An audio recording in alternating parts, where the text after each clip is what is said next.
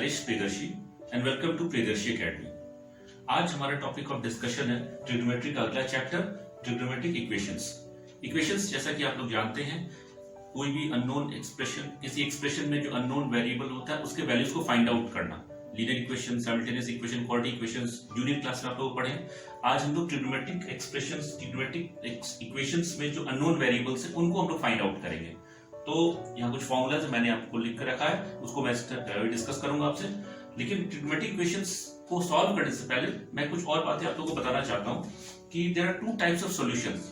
किसी इक्वेशन को, trigonometric equations को सॉल्व करना हो तो देयर दो तरह का मेथड होता है। पहला है प्रिंसिपल सॉल्यूशंस और दूसरा है जनरल सॉल्यूशंस। तो प्रिंसिपल सॉल्यूशंस और जनरल सॉल्यूशंस क्या होता है उसमें? प्रिंसिपल सॉल्यूशंस के बारे में थोड़ा सा पहले बताते हैं। Principal solutions are the solutions where the angle lies between 0 and 2 pi. 0 and 2 pi का मतलब क्या हुआ? जो हम लोग सॉल्व करके एंगल का वैल्यू फाइंड आउट करेंगे, it must lie between 0 and 360 degree.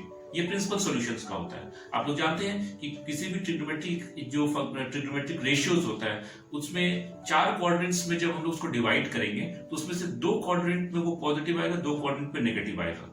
तो जो आपको ट्रिग्नोमेट्रिक वैल्यू दिए रहेंगे उसके अकॉर्डिंगली पॉजिटिव है तो वो 2 सॉल्यूशन फाइंड आउट करना है, और नेगेटिव है तो उसका 2 सॉल्यूशन आता है, वो दोनों को फाइंड आउट करना है। अब जनरल सॉल्यूशंस के बारे में हम स्टडी करते हैं। जनरल सॉल्यूशंस क्या हुआ? The solution of trigonometric equations generalized by means of its periodicity. तो जो एंगल आएगा वो आपको पीरियोडिसिटी के बेसिस पर हम लोग उसको फाइंड आउट करते हैं। पीरियोडिसिटी जो आप लोग जानते हैं, पिछला वीडियो जो हम लोग का था, पिछला चैप्टर में ट्रिग्नोमेट्रिक और सर्कुलर फंक्शंस, उसमें हमने पीरियोडिसिटी के बारे में बताया था। पीरियोडिसिटी 2 तरह का होता है, पाई और 2 पाई का पीरियोडिसिटी होता है। आप लोग जानते हैं साइन, कॉस और सेक और कोसेक, इसका पीरियोडिसिटी आपका 2 पाई का होता है, और tan और cot का पीरियोडिसिटी पाई का होता है। तो वो पीरियोडिसिटी के बेसिस पर हम लोग जनरलाइज सॉल्यूशन फाइंड आउट करते हैं, तो वो जनरल सॉल्यूशंस हुए। तो हमारा पहले हम लोग डिस्कस करेंगे जितने भी जनरल सॉल्यूशंस के जो प्री डिफाइंड फॉर्मूलाज है उसके बारे में स्टडी करेंगे।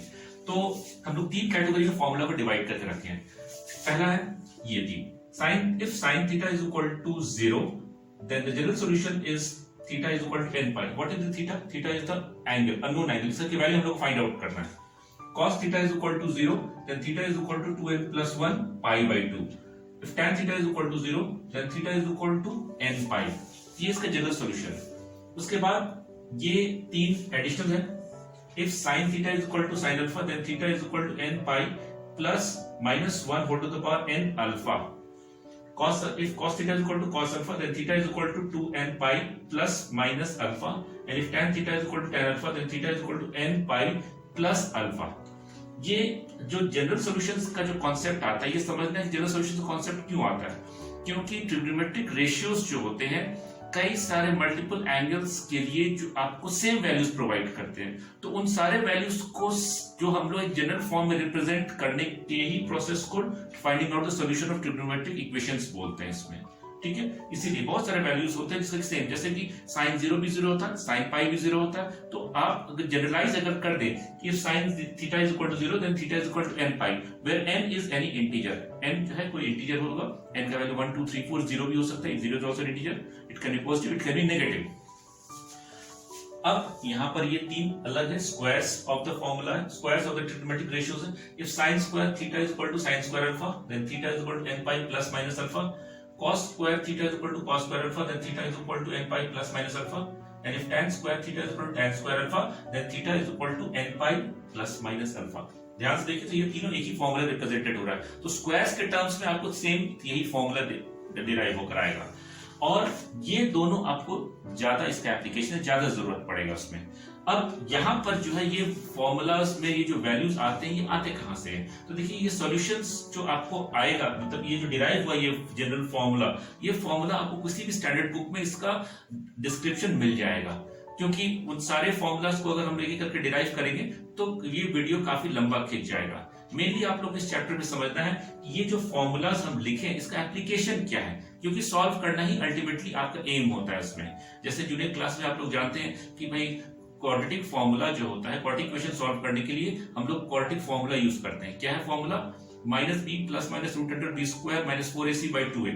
फॉर एनी इक्वेशन, कोई भी आपको क्वाड्रेटिक इक्वेशन जो कि ax square plus bx plus c के टर्म्स में आपको दिया हुआ है, उसका सोल्यूशन इसी तरह से हम लोग फाइंड आउट करते हैं। तो आप लोग को जानना नहीं है कि ये क्वाड्रेटिक फॉर्मूला कहां से आया, क्यों? क्योंकि वो आप लोग के स्कोप के बाहर का है, out of the scope of the syllabus है।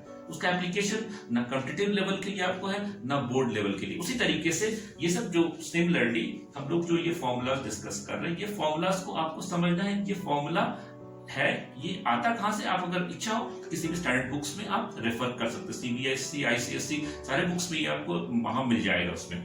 तो ये जो फॉर्मूला है, ये कैसे इसमें हम लोग क्वेश्चन को सॉल्व करते हैं वो आगे देखेंगे। और साथ ही साथ प्रिंसिपल सॉल्यूशंस जो होता है, प्रिंसिपल सॉल्यूशंस के लिए कोई प्रीडिफाइंड फॉर्मूला नहीं है। प्रिंसिपल सॉल्यूशंस को जो आप लोग जो पिछले चैप्टर में ट्रिग्नोमेट्रिक और सर्कुलर फंक्शंस में जो आप लोग स्टडी किए थे, उसी कॉन्सेप्ट के बेसिस पर हम लोग प्रिंसिपल सॉल्यूशंस फाइंड आउट करेंगे इसमें।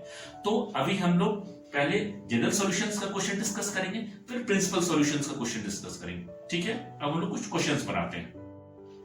अब ये कुछ क्वेश्चंस हैं जिसको हम सॉल्व करके आपको अभी हम दिखाएंगे। इसमें ये 3 फॉर्मूला है, इसके बेसिस पर ये कुछ क्वेश्चंस है, उसको सॉल्व करेंगे।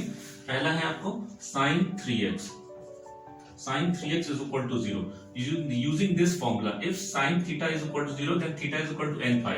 It means that what is theta here? 3x, and is equal to n pi. So what is x? N pi by 3. This is your solution. ठीक है, ये इस तरह से ये आपको जनरल सॉल्यूशन आ गया n पाई बाई 3। उसके बाद है आपको ये दूसरा, ये भी इसी फॉर्मूला का यूज होगा, sin x plus pi by 4 is equal to 0. It means that x plus pi by 4 is equal to n pi. थोड़ा सा रीअरेंज करेंगे तो x is equal to n pi minus pi by 4। इसको आप चाहे तो LCM लेकर solve भी कर सकते हैं, या इतना भी करके आप छोड़ सकते हैं इसमें। ये आपका जनरल सॉल्यूशन हो गया इस क्वेश्चन का। n पाई बाई 5 था, सॉरी ये n पाई बाई 5 था।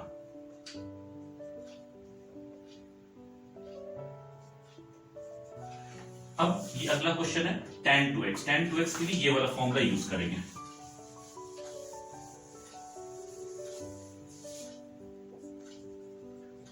tan 2x is equal to 0, then 2x is equal to n pi using this formula, then x is equal to n pi by 2. So this is your general solution for tan 2x is equal to 0. इसके बाद आपका ये cos x plus pi by 2, cos x plus pi by 10, sorry, x plus pi by 10 is equal to 0. We will be using this formula, इस formula को use करेंगे। Then theta is equal to, theta, यहाँ theta की जगह हम लोग क्या value है, x plus pi by 10, this is equal to 2n plus 1 pi by 2। इसको थोड़ा सा हम रीअरेंज करते हैं। x is equal to, ये pi by 10 को हम उधर RHS में शिफ्ट कर देंगे क्योंकि हमको x का वैल्यू चाहिए, तो 2n plus 1 pi by 2 minus pi by 10। इसको थोड़ा सा और हम लोग सॉल्व करेंगे। इसमें 2n pi by 2 plus pi by 2 minus pi by 10, इसमें ये 2 और 2 कैंसिल आउट हो जाएगा, और pi by 2 minus pi by 10 अगर हम उसका एलसीएम लेकर सॉल्व करते हैं तो ये आपको n पाई प्लस एलसीएम इसका आपको आ जाएगा 10, 5 pi minus pi by 10 which is equal to n pi plus 4 pi by 10। ये 4 pi by 10 is actually 2 pi by 5, 2 pi by 5। So this is your solution। तो जो 3 फॉर्मूला जो sin cos और tan is equal to 0 के terms में था, उसका ये सॉल्यूशन, उसके बेसिस पर कुछ क्वेश्चंस हम सॉल्व करके अब दिखाएं। अब नेक्स्ट सेट ऑफ फॉर्मूला जहां की sin x is equal to sin alpha, cos x is equal to cos alpha and tan x is equal to tan alpha, उस फॉर्मूला का एप्लीकेशन आएगा, उसका हम बताते हैं। अब हम लोग ये 3 फॉर्मूला, इसके बेसिस पर कुछ क्वेश्चन को सॉल्व करेंगे। आपका पहला क्वेश्चन है, if sin x is equal to √3/2, sin x is equal to √3/2। √3/2 sign के कौन से एंगल के लिए होता है ये आप लोग जानते हैं। फर्स्ट क्वाड्रेंट में पॉजिटिव, फर्स्ट क्वाड्रेंट में लाई करेगा। This is sin pi by 3, sin 60 यानी sin pi by 3। If sin x is equal to sin pi by 3, then using that formula आपका आंसर आएगा x is equal to n pi plus of -1 to the power n alpha। What is alpha here? Alpha is pi by 3। ये आपका solution हुआ। ये general solution है, इसलिए general form करके इसी तरह से रिप्रेजेंट करते हुए n is any integer, n का वैल्यू कुछ भी हो सकता है। ये पहला था sin x is equal to √3/2। इसके बाद है अगला क्वेश्चन है sec x is equal to √2। sec x is equal to √2। अब आप देखिए तो यहाँ पर sec का तो कोई फॉर्मूला नहीं है, तो फिर हम कैसे सॉल्व करेंगे? तो यहीं पर आएगा trigonometric transformation. sin sec x is actually equal to 1/cos x।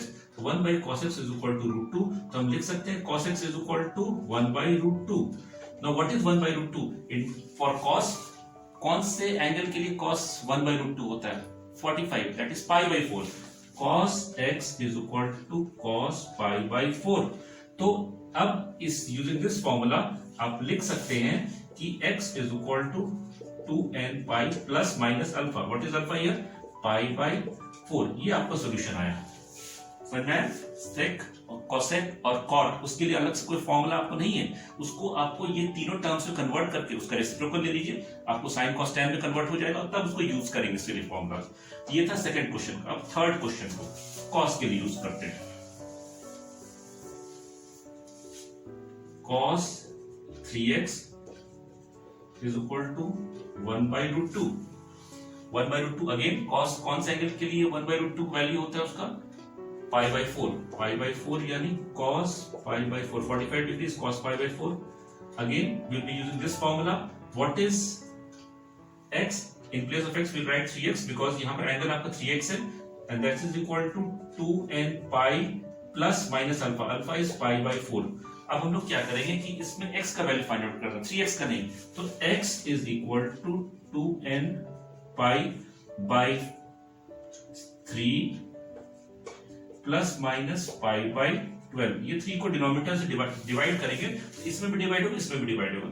This is your solution for this question. अब यहां पर ये चौथा क्वेश्चन आता है, इसके बारे में बताते हैं।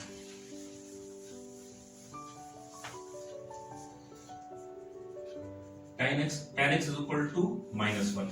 अब जितने भी ट्रिग्नोमेट्रिक फॉर्मूलाज अभी स्टडी किए इक्वेशंस के लिए सॉल्व करेंगे, उसमें सारे जो एंगल्स ये सब वैल्यूज ये सब पॉजिटिव थे, मतलब sin alpha, cos alpha, tan alpha, इसमें कोई भी टर्म नेगेटिव नहीं था। तो फर्स्ट ऑफ ऑल हम लोग इस नेगेटिव टर्म को पॉजिटिव में कन्वर्ट करेंगे।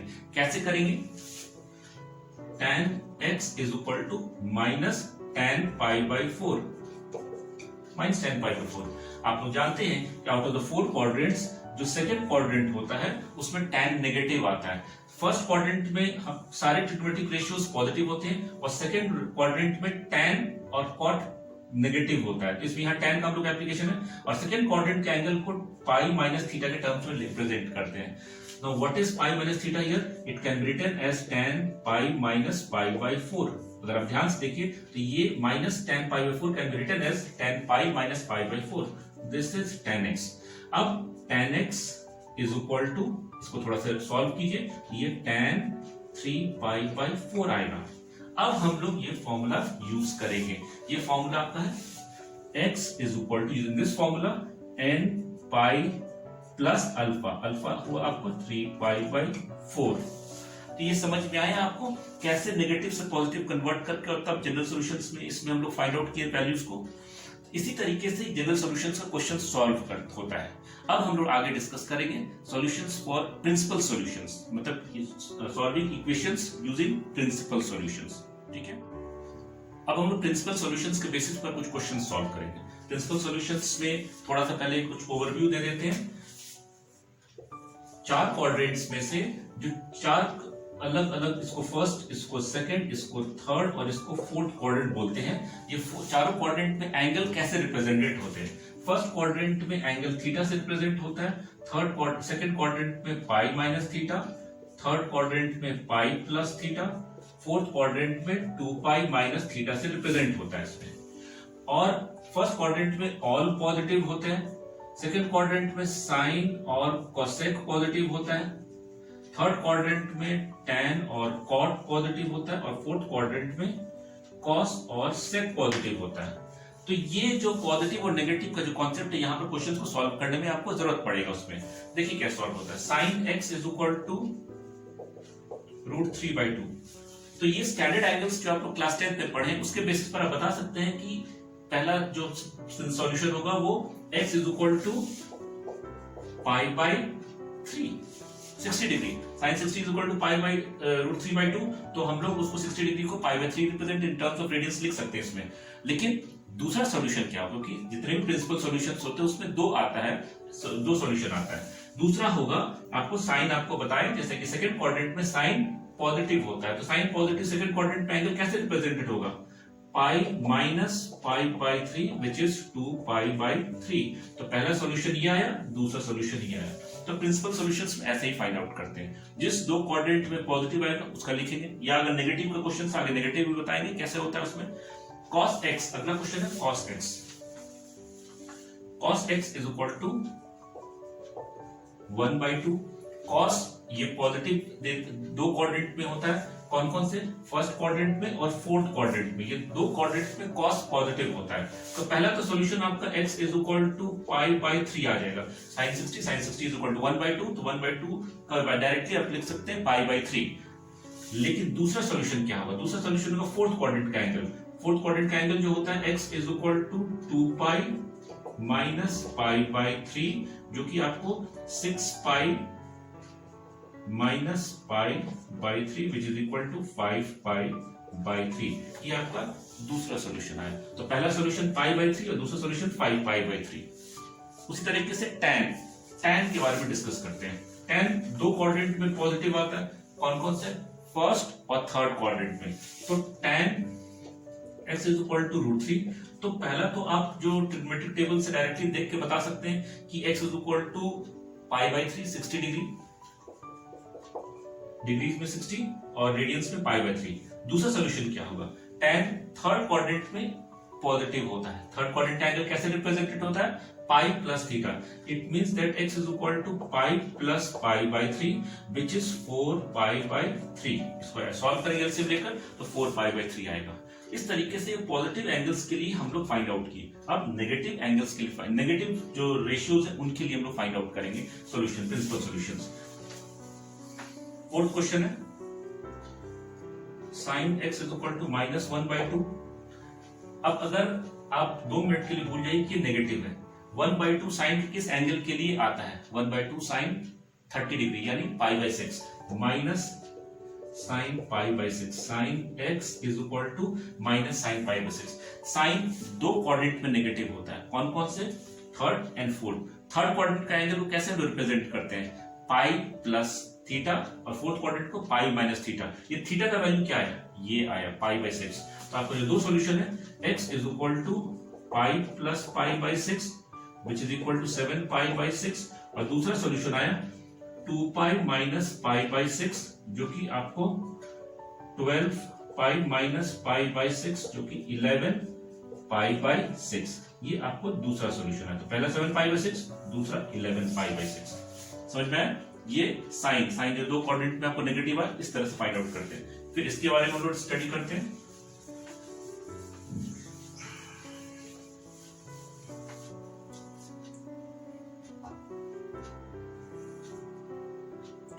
√2 cos x is equal plus 1 is equal to 0।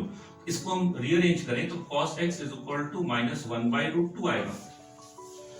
ये cos नेगेटिव आ रहा है, नेगेटिव cos दो क्वाड्रेंट में आता है, सेकेंड क्वाड्रेंट में आता है, थर्ड क्वाड्रेंट में। इस दोनों क्वाड्रेंट में cos नेगेटिव आता है, तो हम इसको लिख सकते हैं कि cos x is equal to minus 1/2। तो थर्ड क्वाड्रेंट की, अच्छा इरेस्पेक्टिव ऑफ द साइन, यहाँ जैसे माइनस साइन दिया हुआ, इरेस्पेक्टिव ऑफ द साइन अगर आपको बोला जाए cos के कौन सा एंगल के लिए वो 1/√2 होता है, वो है pi by 4। We can write this term as cos x equal to minus cos pi by 4।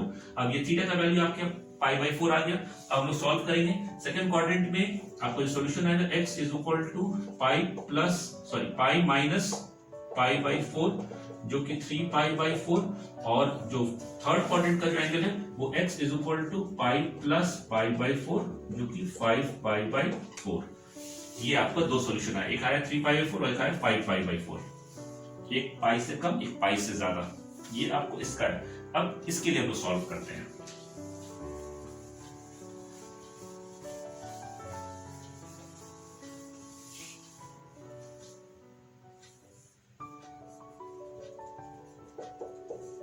-√3 tan x is equal to -√3। For the time being आप भूल जाइए कि ये माइनस एंगल जो है ये लगा हुआ tan के कौन से एंगल के लिए आपका वैल्यू √3 होता है, माइनस tan π/3 60 डिग्री के लिए होता है। It means that we have got theta here, theta का वैल्यू आपको π/3 है। अब tan दो क्वाड्रेंट में आपको नेगेटिव होता है। कौन कौन से क्वाड्रेंट में? सेकंड क्वाड्रेंट में और फोर्थ क्वाड्रेंट में। सेकंड क्वाड्रेंट का एंगल आपको कैसे लिखते हैं? x is equal to pi minus theta, that is pi minus π/3, तो ये 2π/3, एक सॉल्यूशन आपका ये आया।